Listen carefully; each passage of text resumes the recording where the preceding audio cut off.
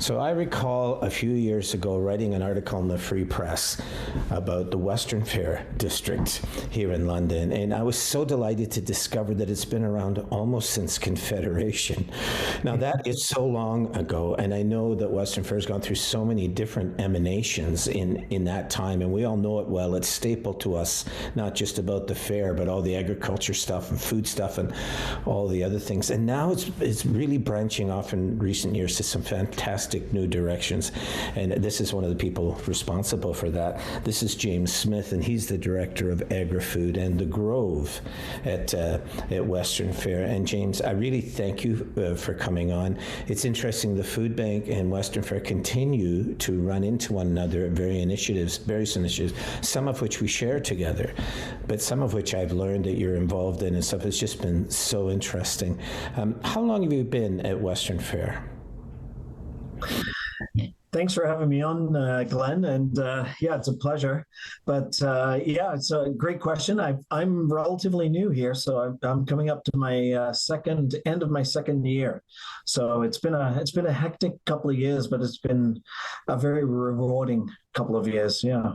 Yeah, I think it would be helpful for us. I mean, people look at the Western Fair of things like the gaming or the horse racing or the fair or the market. It's got all of these different dimensions to it. It's right at the heart of the city, very, very close, very important to the east of Adelaide folks and others. But I think you suddenly have taken it in directions that are just so fascinating for anybody that's interested in food. So I know that you're looking at agri-food and all those things. Why don't you talk to us about what it is that you're trying to move towards? And I know it really regards a lot about growing food at Western Fair and getting it out there. Can you just go over that with us?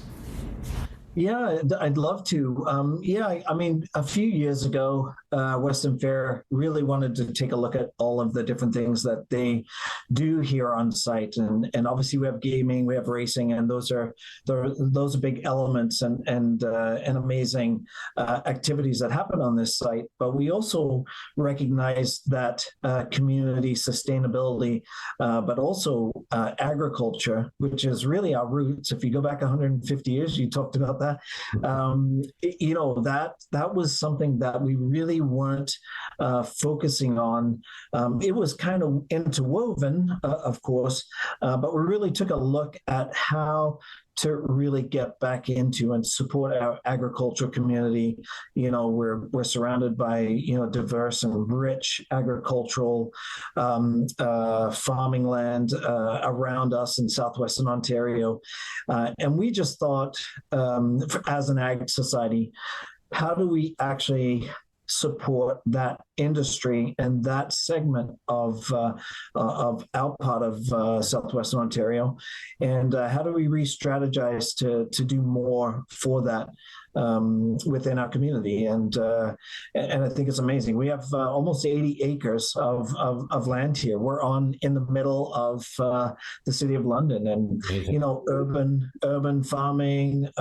You know, connecting people back to food through different programming, but also just the creation of and supporting of small business when it comes to food processing.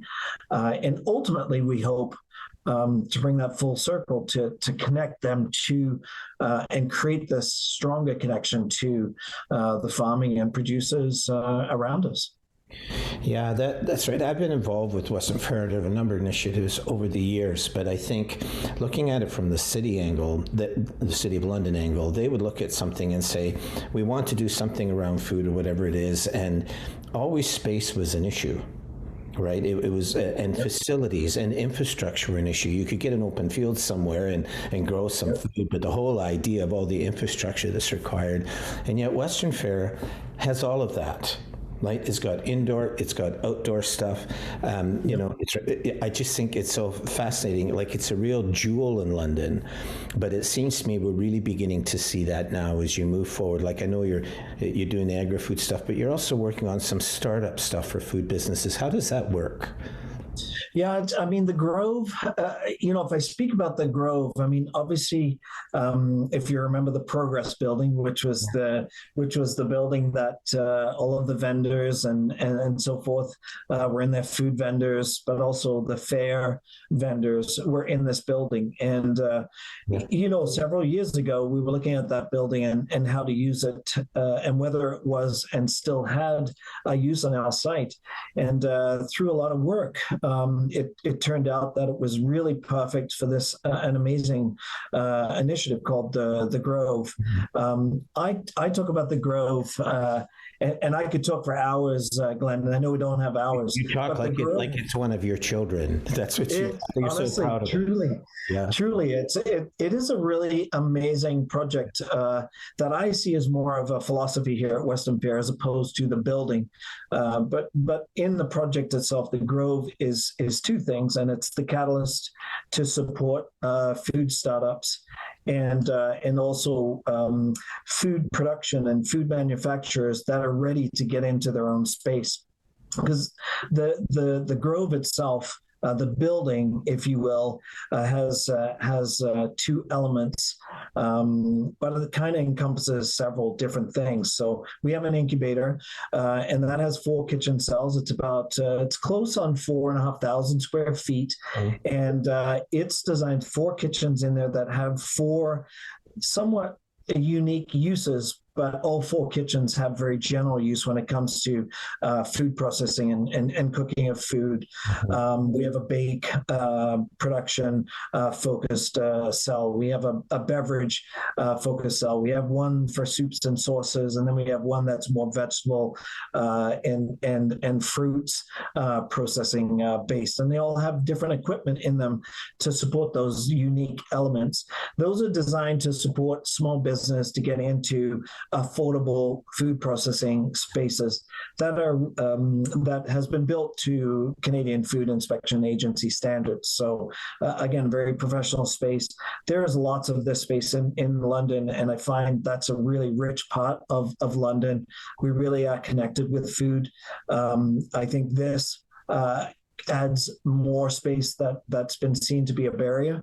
And then with that, we also have, through our collaborations, and again, this is another part that makes this project so unique, I believe, and really one of a kind. And I'm so proud to be a part of it, in that it actually brings the London Economic Development Corporation together, the Small Business Development Programming together, the London Training Centre.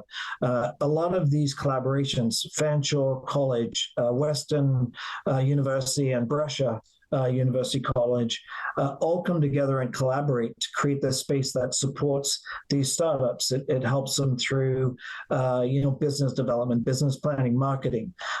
So we've really created this community around the Grove that is designed to kind of lower the barriers to entry into this market, this food retail market.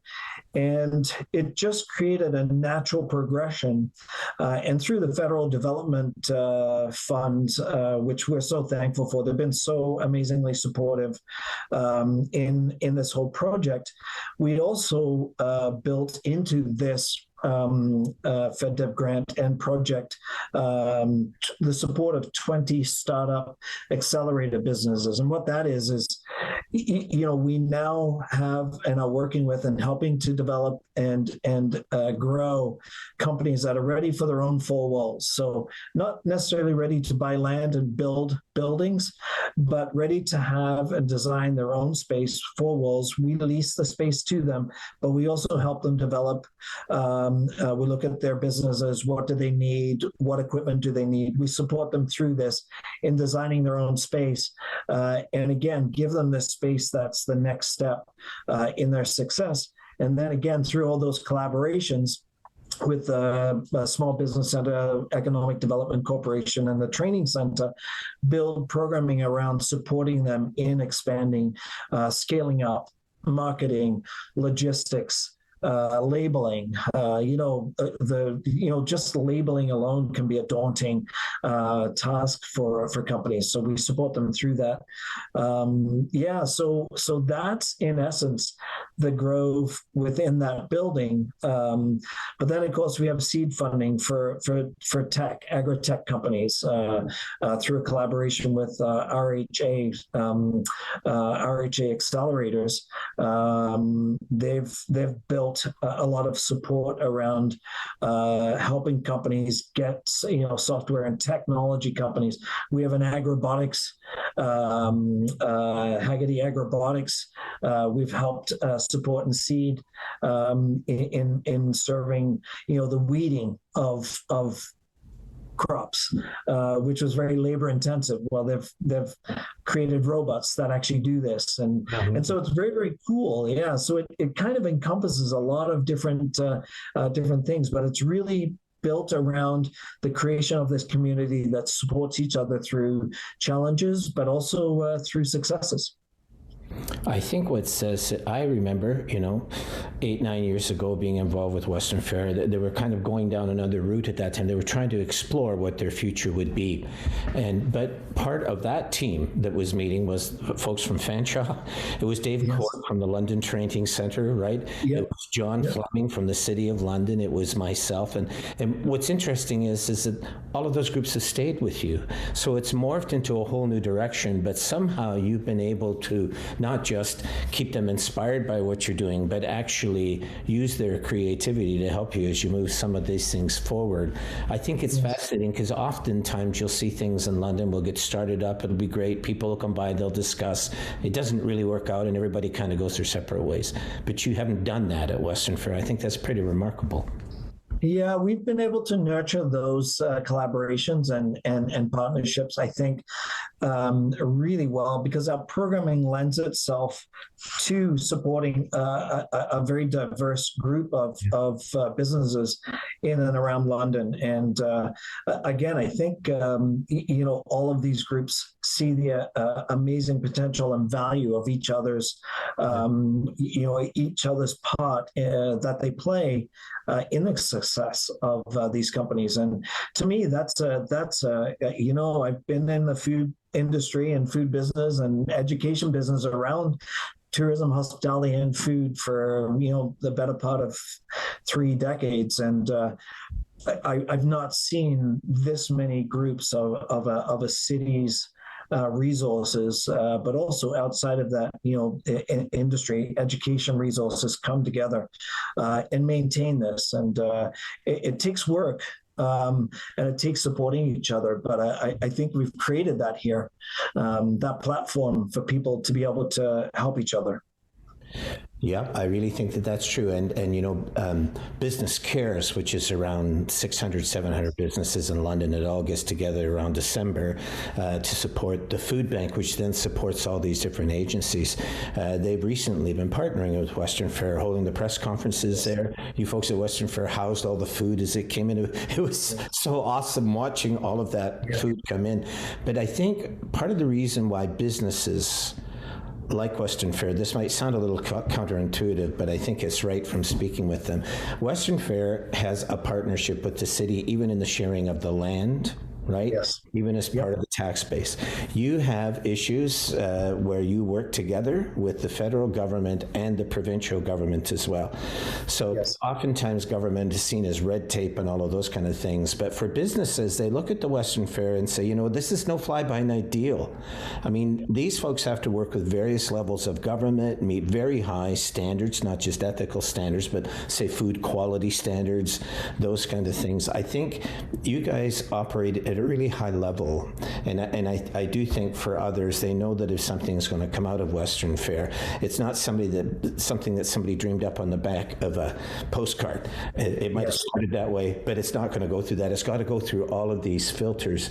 Do you find that difficult? I mean, with all of the standards that are there, do you find it hard always having to meet those? It gives you street cred. I get that, but do you find it hard to do all of that? It's, you know what, we've been so lucky, and you brought up some really amazing points. We've been so lucky with the federal development branch that we've been working with. They're so supportive.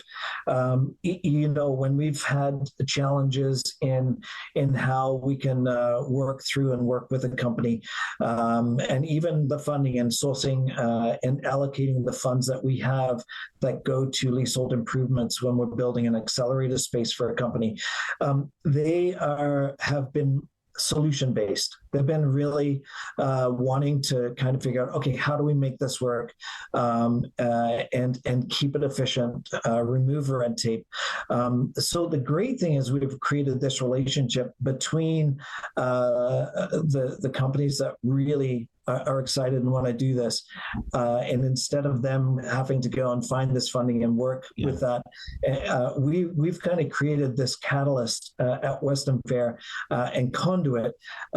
And we work really closely with both to figure out and provide solutions. It's a phenomenal process, but it's also a phenomenal program because we support it the whole way through. We work with the companies right from the beginning. There is questionnaires, there is elements that we need to make sure that those companies fit within what we at Western Fair, but also what the Federal Development Group and Southwestern Ontario needs out of this. But again, we've actually found that questionnaire and that I say rigor, but it's not really a difficult process as much as it's just deciding whether a company is willing to kind of make the changes and adjustments to fit within what our pillars are, and that's community sustainability and agriculture support. Yeah. And we've found most companies have been like very much, that can only make my business stronger and give it a better platform. So we haven't had any opposition to that. It's been really a great process, but there are processes and there are requirements to meet. We do report companies that we get this funding to. The funding isn't cash to a company. The funding goes directly towards helping to build their space, which means that their barrier to paying for leasehold improvements in a space, the things specifically that are part of infrastructure, which are expensive, we build that into this plan. So it's less upfront money that a company has to come up with. So it helps build their space and design it to their needs and tailor it to their needs. And we're finding that people are happy for that because they don't have to make these decisions. We actually help them along the way, and we actually get advice for them along the way. So we're there every step, right to the point where we give you a key and you move in. So it's been a really enriching and rewarding process. And of course, the incubator, they're designed for daily rentals. Again, when you're building up, you need a space that you can rely on, that you can get into when you need to get into it on a regular basis. That's where the incubator helps those companies, that maybe are producing food in their basement. Now they're ready. They're going to market stalls, but they want to get to that next level. So we have affordable spaces that this funding helped us build.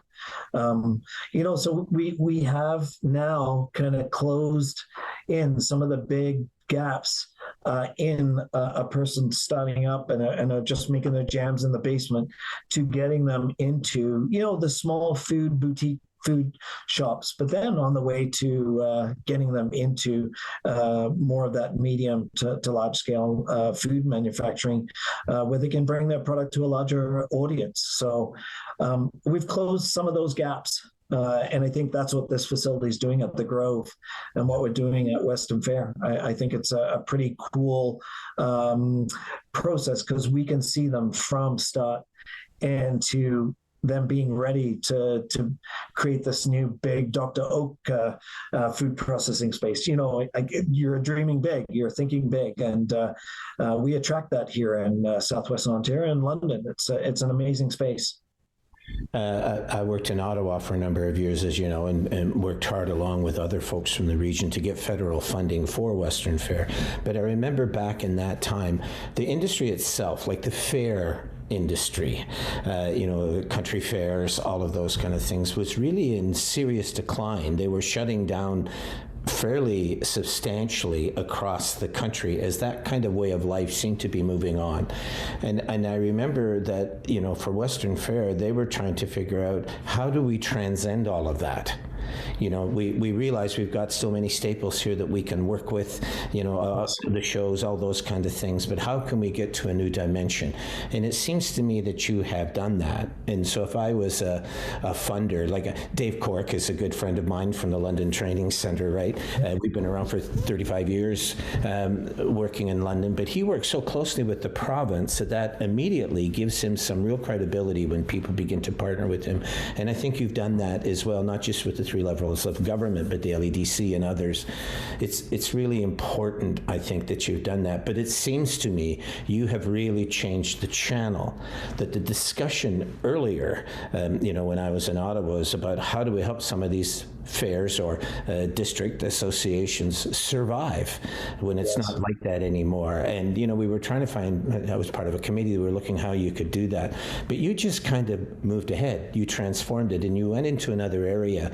And I can just see, I wish that would have kind of been like that when I was in Ottawa, because I think you see the future in the stuff that you're talking about, and you're also seeing the economy in the stuff that you're talking about, that you're generating. I think that's really amazing, because these weren't this kind of discussions we were having 10 years ago. You're right. You're so right. And I think, we are getting a lot of attracting a lot of people here to see what we're doing. And I think because we did decide to do something different, and because we're doing something different, what we're doing differently is creating a community that brings together our annual fair. Our annual fair is still one of the most important elements of what we do on an annual basis. And we just had one of the most successful fairs pre-pandemic. So, but again, that's community. How do we bring community together? Food is a big part of fair. We just had an amazing farm show, the first one we've had since before the pandemic. And honestly, that was my first farm show here at Western Fair. And honestly, they're goosebump moments for somebody who's new.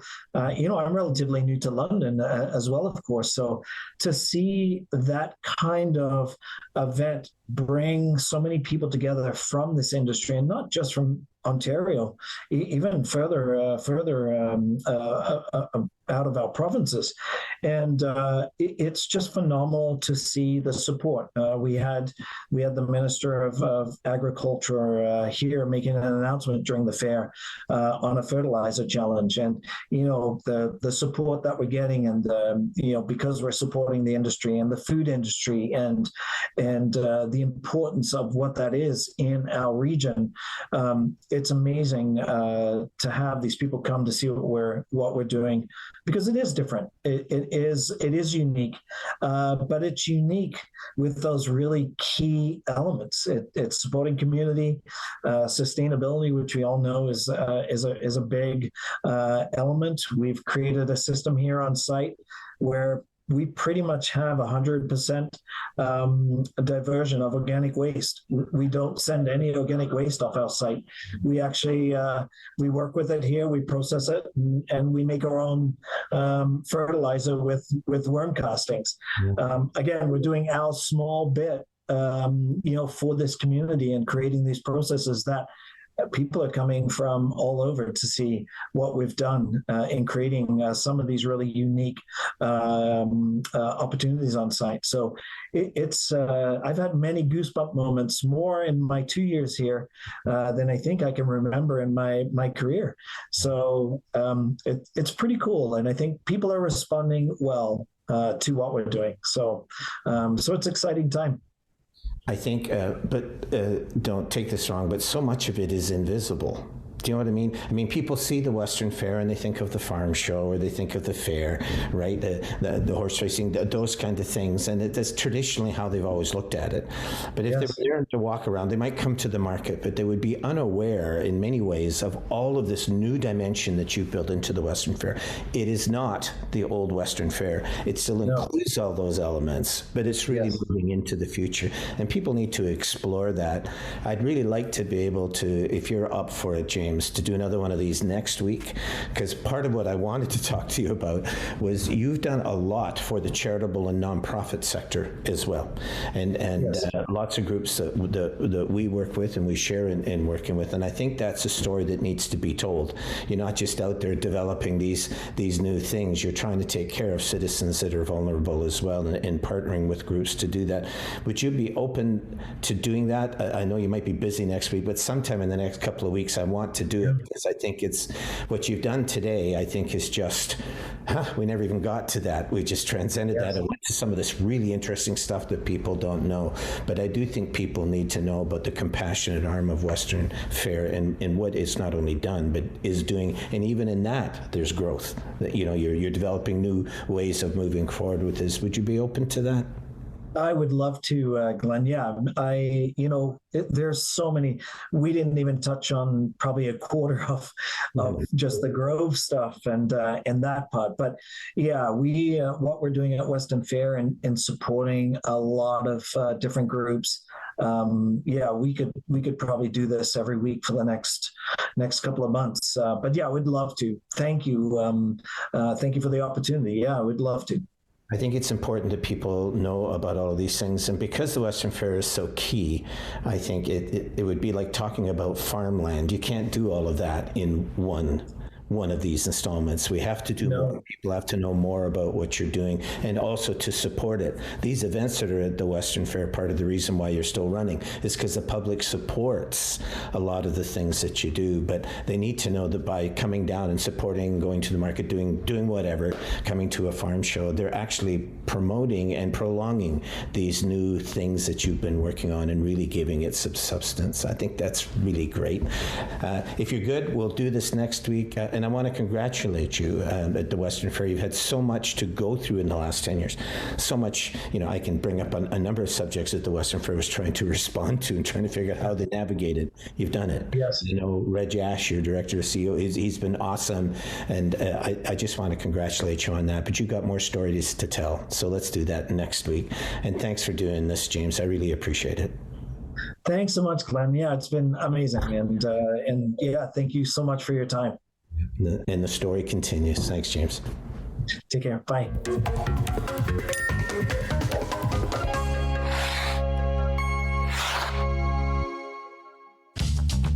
This program is brought to you by Ignite TV.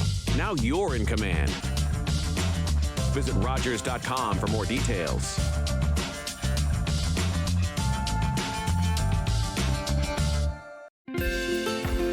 Call the Rogers TV viewer response line, email us, or connect with us on social media.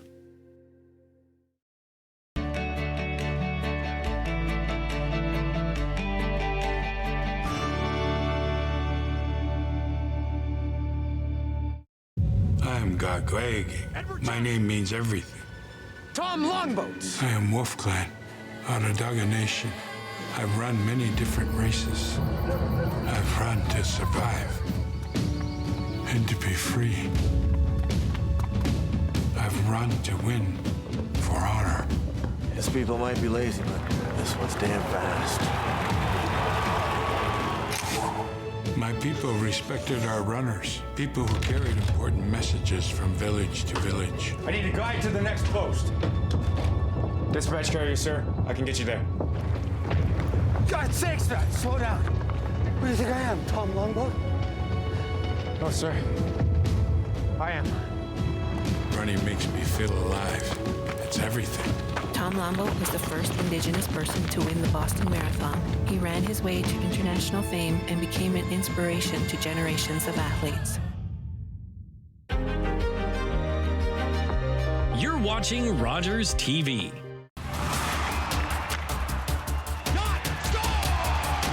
How about that puck movement?